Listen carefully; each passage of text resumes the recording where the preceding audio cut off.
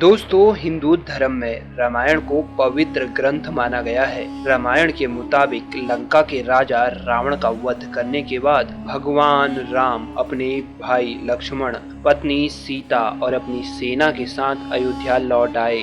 अयोध्या आने से पहले भगवान राम ने सीता की अग्नि परीक्षा ली, जिसमें माता सीता पास हो गई। अयोध्या लौटकर भगवान राम ने शासन संभाला।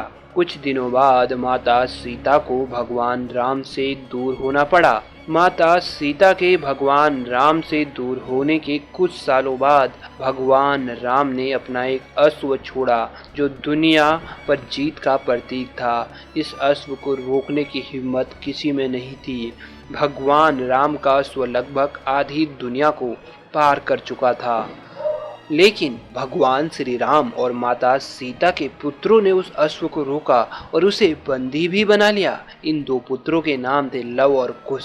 अश्व को छुड़ाने के लिए भगवान राम ने अपने कई योद्धाओं को भेजा, लेकिन लव और कुश ने सभी को हरा दिया। इन दोनों ने स्वयं बजरंगबली हनुमान जी को भी बंदी बना लिया।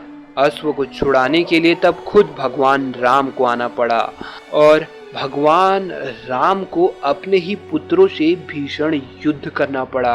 इस युद्ध की आशंका से ही सृष्टि के सारे देवता चिंतित हो गए। किसी को कोई युक्ति ही नहीं सोच रही थी।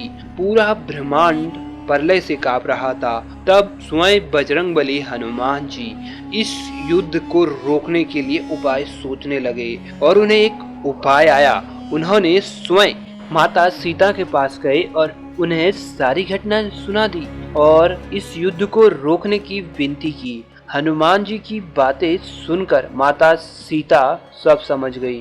तब माता सीता ने एक बाण छोड़ा। यह बाण राम बाण था, जिसे भगवान राम ने तुरंत पहचान लिया। बाण को देखते ही भगवान राम सीता सीता पुकारने लगे। भगवान राम बार बार माता सीता का नाम पुकारते सुन दोनों बच्चे हैरान हो गए। लव और कुश दोनों सोचने लगे कि आखिर क्यों श्री राम हमारी माता को फिर ये सीते कहकर पुकार रहे हैं और तुरंत युद्ध को रोक देते हैं।